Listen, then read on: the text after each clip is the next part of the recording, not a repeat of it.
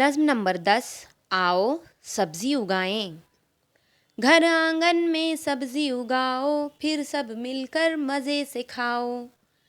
घर आंगन में सब्ज़ी उगाओ, फिर सब मिलकर मज़े से खाओ। पहले झटपट क्यारी खोदो, फिर ये सारी सब्ज़ी बो दो।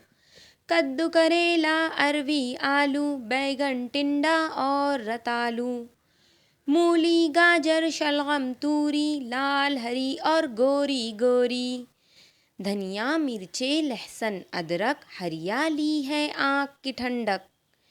इधर भी क्यारी खोदो रीना, इसमें बो दो कुछ पुदीना। जाओ लोटा लाओ रानी, बीजों को देना है पानी। लौकी बोई, खीरा बोया, मेथी, पालक, भिंडी, सोया। देखो तो क्या खूब मज़ा है, सारा आंगन हरा भरा है। इससे सेहत, दौलत, बरकत, महंगाई में है ये रहमत। जब भी तुम ये सब्ज़ी खाओ, अपने पड़ोसी को भी खिलाओ।